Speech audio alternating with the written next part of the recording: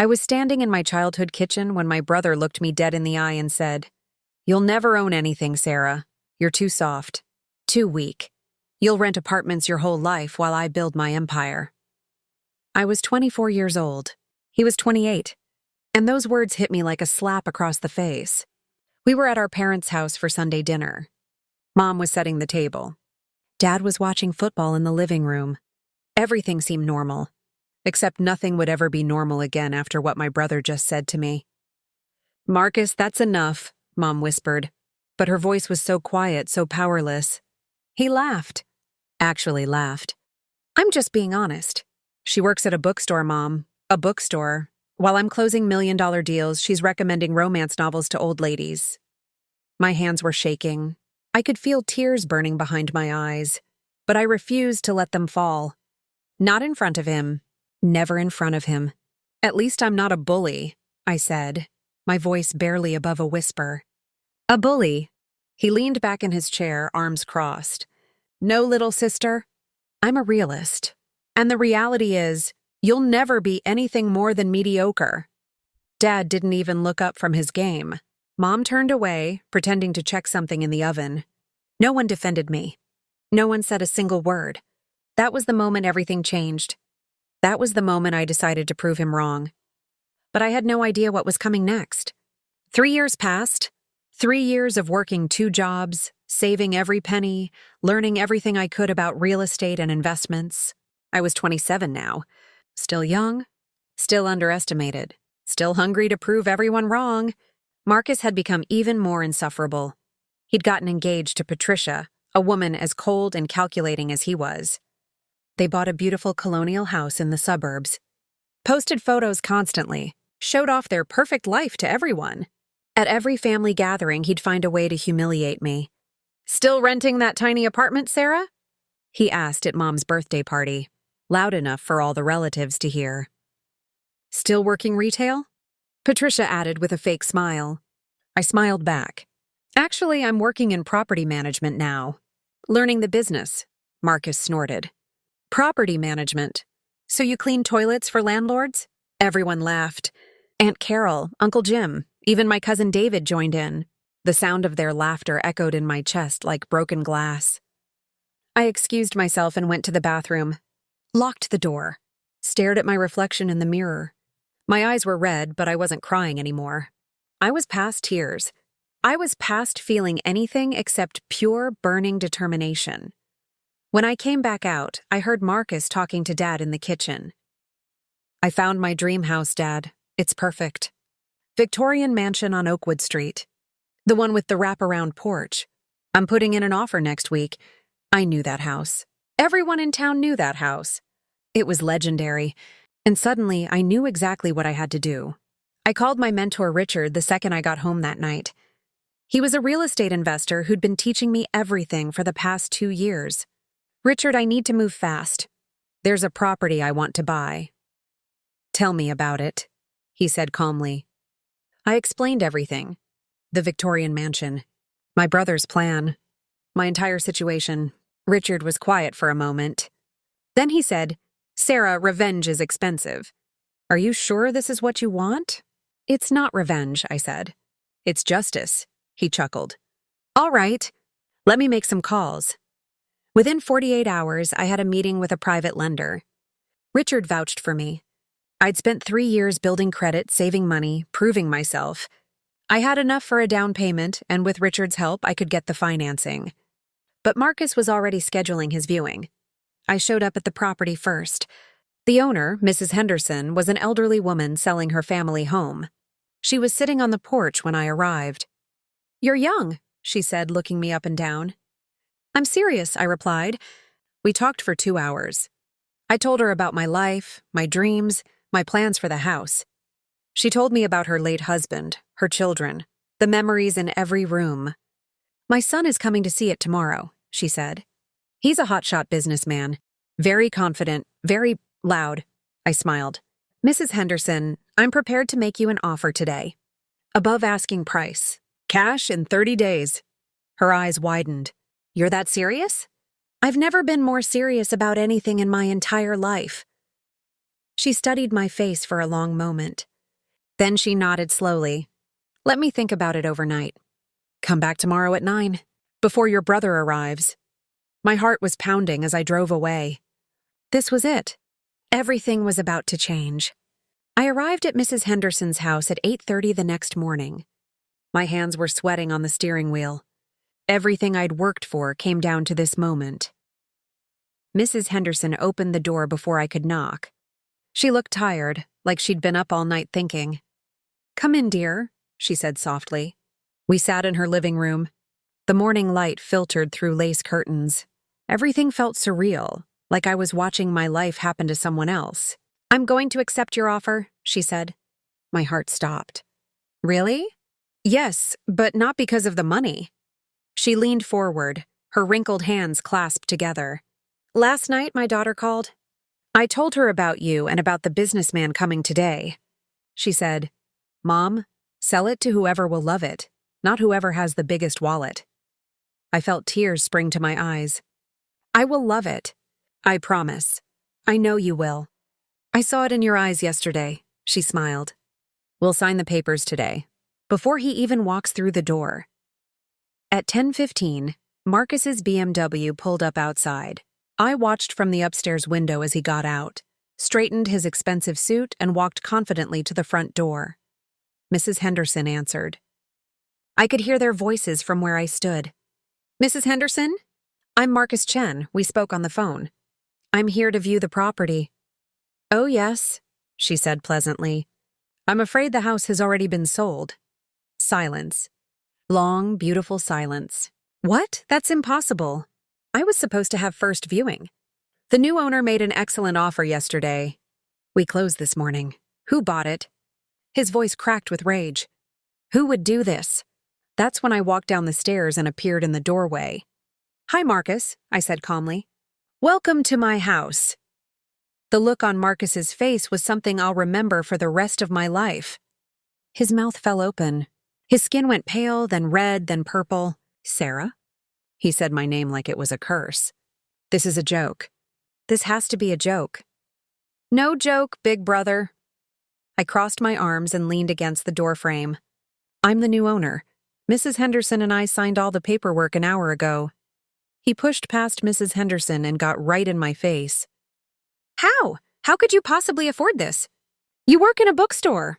Actually, I own 3 rental properties now. I've been investing for the past 3 years while you were busy mocking me. I kept my voice steady, cold. And I worked property management, not retail. But you never actually listened to anything I said. Mrs. Henderson stepped between us. Young man, I'm going to have to ask you to leave. This is private property now. Marcus ignored her. His eyes were wild, desperate. This was my house. I told Dad about it. I brought Patricia here. We had plans. Had plans, I repeated. Past tense. That's unfortunate. You did this on purpose. Spit flew from his mouth. You sabotaged me. No, Marcus. I just beat you. Fair and square. Turns out I'm not as mediocre as you thought. He stepped closer, his fists clenched. For a second, I thought he might actually hit me. Mrs. Henderson must have thought so too because she pulled out her phone. I'm calling the police if you don't leave right now, she said firmly. This isn't over, Sarah. He was screaming now, completely unhinged. You think you've won? You've won nothing. He stormed out, slamming the door so hard the windows rattled. Mrs. Henderson and I stood in silence. Then she turned to me with worried eyes. Dear, I think your brother might be dangerous. Please be careful. I nodded, but inside I felt empty. Hollow. I'd won, but somehow I didn't feel victorious. I felt scared. Because I knew Marcus, and I knew he'd never let this go. The first family dinner after I bought the house was a nightmare. Mom had invited both of us, not knowing what had happened. Marcus showed up with Patricia and a folder full of papers. We need to talk about Sarah's little stunt, he announced before we'd even sat down. Dad looked up from his newspaper. What stunt? She bought the house I wanted. The Victorian on Oakwood Street. My dream house. Mom's face went white. Sarah, is that true? I bought a house, yes. I made a legitimate offer and the owner accepted. I kept my voice calm, professional. Patricia laughed, but it was a cruel sound. With what money, Sarah? Did you rob a bank?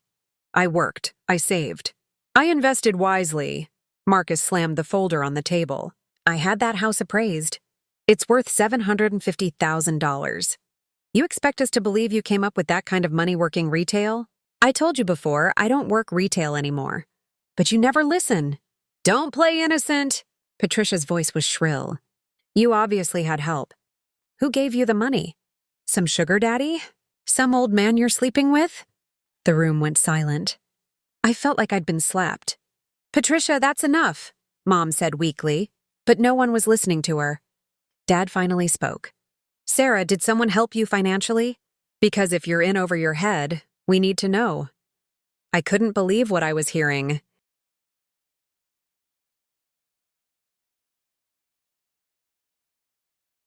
My own father was questioning my integrity instead of defending me. No, Dad. I did this myself. With my mentor's guidance, yes, but with my own money and my own credit. Marcus leaned back, smirking. Mentor, right. That's what we're calling it now? That's when the doorbell rang. Mom looked confused. I didn't invite anyone else. I stood up. I did. I opened the door and Richard walked in. He was 62 years old, distinguished, with gray hair and kind eyes. He was also with his wife, Margaret. Sorry we're late, Richard said warmly. Traffic was terrible. Marcus's smirk disappeared instantly. Richard and Margaret walked into that dining room like they owned it. Confident, unbothered, completely in control. You must be Sarah's family, Richard said, extending his hand to Dad. I'm Richard Morrison. This is my wife, Margaret. Sarah's been my mentee for 3 years now. Dad shook his hand, confused. Mentee? Yes. She's one of the brightest young investors I've ever worked with. Richard smiled at me with genuine pride. Sharp, disciplined, fearless. She reminds me of myself 30 years ago. Marcus was staring at Richard like he'd seen a ghost. Morrison? As in Morrison Property Group? That's right, Richard said casually. Patricia's face had gone completely white. Even she knew who Richard Morrison was. He owned half the commercial real estate in 3 counties. Sarah never mentioned she was working with you, Mom said quietly. Because every time I tried to talk about my career, Marcus talked over me, I said. Or insulted me, or made jokes. Margaret sat down at the table, uninvited but completely comfortable. Richard told me about your family dynamics. Frankly, I'm appalled. Sarah is exceptionally talented, yet you've treated her like she's worthless. Now wait a minute, Dad started. No, you wait, Margaret interrupted. Do you have any idea what your daughter has accomplished? At 27, she has a portfolio most 40-year-olds would envy. Richard pulled out his own folder, much thicker than Marcus's. 3 rental properties, all cash flowing. Perfect credit score, 0 debt. And she bought that Victorian house with her own down payment and a conventional loan that I co-signed based on her stellar financials. You co-signed for her? Marcus exploded. That's cheating! Cheating? Richard's voice turned ice cold. I co-sign for qualified investors all the time. It's called business. Your sister earned my trust through 3 years of hard work and proven results. Marcus turned to me, his eyes filled with pure hatred. You manipulated him. You played the victim and manipulated some old man into feeling sorry for you. That's when Richard did something I'll never forget. He laughed. Not a polite chuckle. A real, genuine laugh. Richard's laughter filled the entire room. It wasn't mocking. It was the sound of a man who'd heard every stupid thing imaginable, and this still managed to surprise him. Manipulated me? Richard wiped his eyes. Son, I've been in real estate for 40 years. I've seen every con, every scheme, every manipulation tactic in the book. Your sister? She's the most honest person I've ever mentored. He opened his folder and spread papers across the table. Bank statements, property deeds, investment records. Every single document had my name on it. Let me tell you what your sister did, Richard continued, his voice sharp now. She came to one of my seminars 3 years ago, sat in the back, took notes on everything. Afterwards, she approached me and asked if I offered mentorship programs. Margaret picked up the story. She was 24 years old, working 2 jobs, living in a tiny apartment. But her eyes, God, her eyes had this fire in them. I told her I'd mentor her if she proved she was serious, Richard said. I gave her a reading list. 20 books on real estate, finance, and investing. Told her to come back in 3 months if she'd read them all and could discuss them intelligently. Mom's hand was over her mouth. Dad had put down his newspaper, actually paying attention for once. She came back in 6 weeks, Richard said, looking at me with that proud smile again. Not only had she read all 20 books, she'd taken detailed notes, created spreadsheets comparing different investment strategies, and had already started building her credit. That's when I knew she was special, Margaret added softly.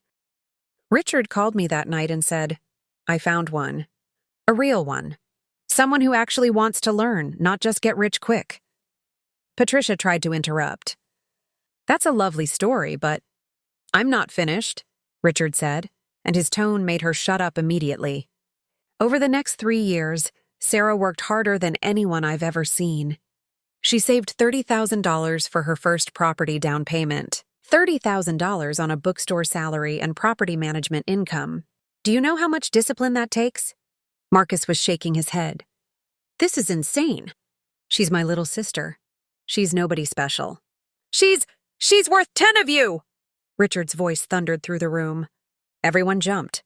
I've met men like you before, Marcus. All ego, no substance. You talk about million-dollar deals, but let me guess. You're leveraged to your eyeballs, aren't you? Drowning in debt, barely making your mortgage payments, living beyond your means to impress people you don't even like. The silence that followed was deafening. Marcus's face had gone from red to gray. Patricia was staring at her hands. How did you— Marcus started. I know everything about you, Richard said coldly. You think I'd mentor someone without doing background research on her family? I ran a full check on all of you. Marcus Chen, MBA from a mediocre state school, works for Davidson & Associates. Middle management, salary $120,000 a year, mortgage $580,000. Car payments $200 monthly. Credit card debt $47,000. You're one missed bonus away from bankruptcy. Patricia stood up abruptly. We're leaving. This is humiliating. Sit down, Marcus hissed at her, but she didn't. She grabbed her purse and walked toward the door. I'm not going to sit here and be insulted. Are you coming or not? Marcus looked around the table. At Mom's shocked face. At Dad's disappointed expression. At me, sitting calmly with my hands folded while my mentor dismantled his entire facade. This isn't over, Marcus said, his voice shaking. You think you've won, Sarah? You haven't won anything. I'll make sure everyone knows what you really are. A fraud, a manipulator, a little girl playing dress-up in the grown-up world. He stormed out. Patricia followed. The door slammed. Nobody spoke for a long moment. Then Dad cleared his throat. Sarah, I think I owe you an apology. But I wasn't looking at Dad. I was looking at the window, where I could see Marcus sitting in his car making phone calls. Angry, aggressive phone calls. Richard saw it too. Sarah, he's going to come after you. Men like that don't accept defeat gracefully. I know, I whispered. What I didn't know was that Marcus had already set something terrible in motion. And it would explode in my face in less than 24 hours. The next morning, I woke up to 17 missed calls and 43 text messages. My heart was pounding before I even unlocked my phone. The first message was from my cousin David. Sarah, what the hell is going on? Marcus is saying crazy things about you. Then Aunt Carol. I can't believe you would do something like this. I'm so disappointed. Then Uncle Jim. You need to come clean about where you really got that money. My hands were shaking as I scrolled through message after message. Marcus had spent the entire night calling every single family member, every family friend, spreading lies about me. He told them I was sleeping with Richard for money, that the mentorship was a cover for an affair, that Margaret didn't really exist, or that she was in on it somehow, that I'd manipulated a vulnerable old man and stolen money from him. I felt sick, physically sick. Then I saw the email. It was sent to my property management company, to my tenants, To everyone in my professional network. The subject line read, "The Truth About Sarah Chen." Inside was a 3-page letter that Marcus had written. Full of lies, accusations, insinuations about my character, my morals, my integrity. Sarah Chen is a fraud and a con artist, it began. She has manipulated an elderly real estate investor into funding her lifestyle through immoral means. She has no real business experience and has committed potential financial crimes to obtain properties she cannot afford. I couldn't breathe. The room was spinning. My phone rang. It was Richard. "Sarah, I just got a call from my attorney," he said, his voice tight. Marcus sent that email to my business partners, my clients, the local real estate association. "He's trying to destroy both of our reputations." "Richard, I'm so sorry. I never meant for this to— Stop. This isn't your fault." He paused. "But we need to handle this carefully. I'm coming over. Margaret, too. Don't respond to anyone until we talk." An hour later, they were sitting in my living room. My beautiful living room in my Victorian house that suddenly felt like a prison. "He's trying to ruin my entire life," I said, my voice breaking. "Everything I worked for. Everything I built. He's destroying it with lies." Margaret handed me tea with steady hands. "Sarah, look at me. Men like your brother have been trying to tear down successful women since the beginning of time. You are not the first and you won't be the last." "But everyone believes him," I whispered. "My own family believes him." "Not everyone," Richard said. He pulled out his phone and showed me his screen. "Mrs. Henderson called me this morning. She heard what Marcus is doing. She wants to help." "Help how?" "She's willing to make a statement."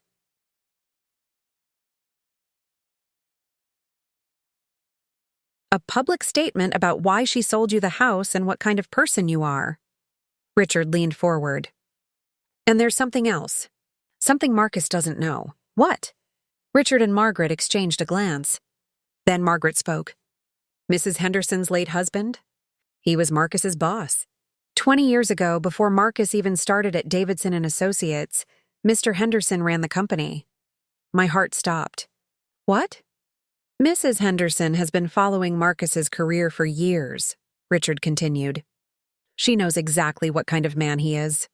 And she has documentation, emails, records, things that Marcus thought were buried forever." I stared at them. "What kind of things?" Margaret's smile was cold. "The kind of things that could end his career.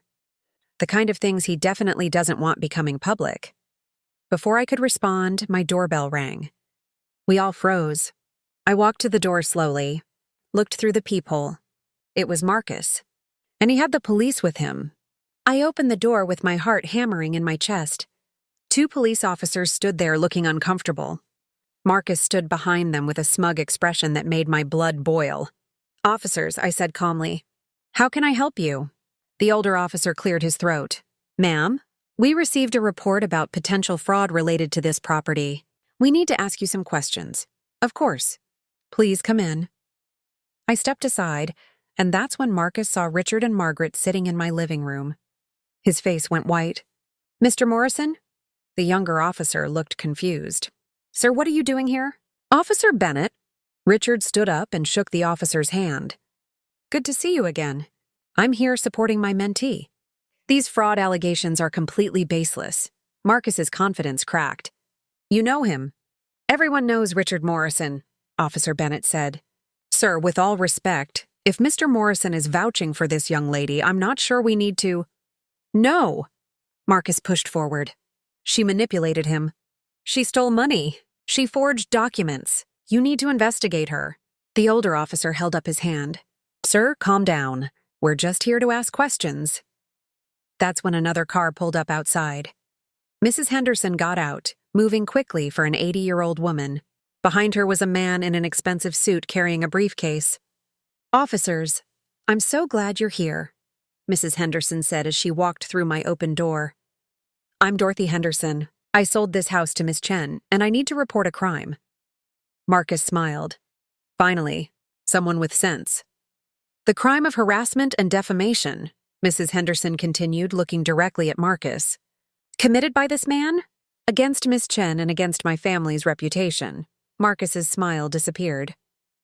What? The man in the suit stepped forward. I'm James Reeves, Mrs. Henderson's attorney. We're prepared to file a restraining order and a defamation lawsuit against Marcus Chen. You can't do this, Marcus said, but his voice was shaking now. Oh, but I can, Mrs. Henderson said. You see, Marcus, my late husband was Thomas Henderson, your former boss at Davidson and Associates, the man you thought you fooled for 3 years.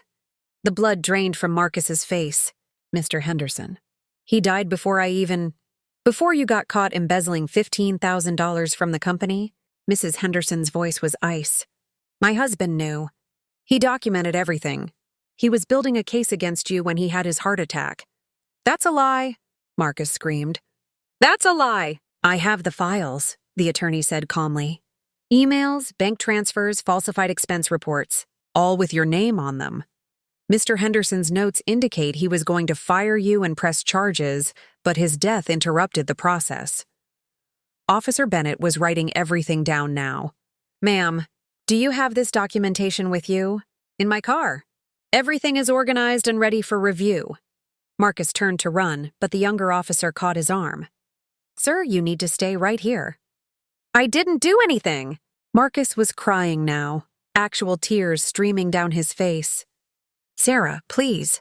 Tell them this is crazy. We're family. I looked at my brother. The man who told me I'd never own anything. The man who humiliated me at every family gathering. The man who tried to destroy my reputation with lies when I finally succeeded. You're right, Marcus, I said quietly. We are family, and family doesn't treat each other the way you treated me. Mrs. Henderson walked over and took my hand. My husband kept those files because he believed in justice. Before he died, he told me, Dorothy, someday the truth will matter. Keep everything. When I met Sarah, when I saw her determination and integrity, I knew she was exactly the kind of person who deserved this house. And when I heard what Marcus was doing to her, I knew it was time to bring out those files. Richard put his hand on my shoulder. Sarah, you need to decide. Do you want to press charges for defamation? I looked at Marcus. Really looked at him. He was broken, terrified. Everything he'd built on lies was collapsing. No, I said finally. I don't want to press charges. I just want him to leave me alone.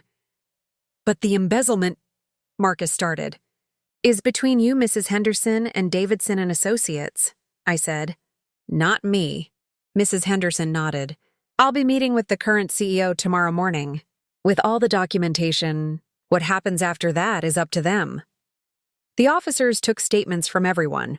Marcus sat on my porch steps with his head in his hands, destroyed. Patricia's car pulled up an hour later. She got out, saw the police cars, saw Marcus, and without a word, she got back in her car and drove away. That night, after everyone left, I stood in my beautiful Victorian house. My house, that I bought with my own money, my own hard work, my own determination. Mom called. Sarah, I'm so sorry. We should have believed you. We should have defended you. Yes, I said. You should have. Can you forgive us? I looked around my living room, at the life I'd built despite them, not because of them. I don't know yet, Mom, but I do know one thing. I own this house. I own my business. I own my future. And nobody, not Marcus, not you, not Dad, can ever take that away from me. I hung up. Richard texted me, "Proud of you, kid." I smiled, typed back, "Thank you for believing in me when no one else did." 3 months later, Marcus lost his job. The embezzlement investigation found even more than Mrs. Henderson's files showed. Patricia left him. He had to sell his house to pay legal fees. I didn't celebrate. I didn't gloat. I just kept building my empire. Last week I bought my 4th property. Marcus sent me a message. You were right. About everything. I'm sorry, I read it, deleted it, and moved on. Because I learned something important through all of this. Success isn't about proving people wrong. It's about proving yourself right. It's about becoming the person you always knew you could be, even when everyone else doubted you. My brother said I'd never own anything. Now I own everything I ever dreamed of. And the best part? I did it without becoming cruel like him. I did it with integrity, hard work, and people who genuinely believed in me. That's a victory no one can ever take away.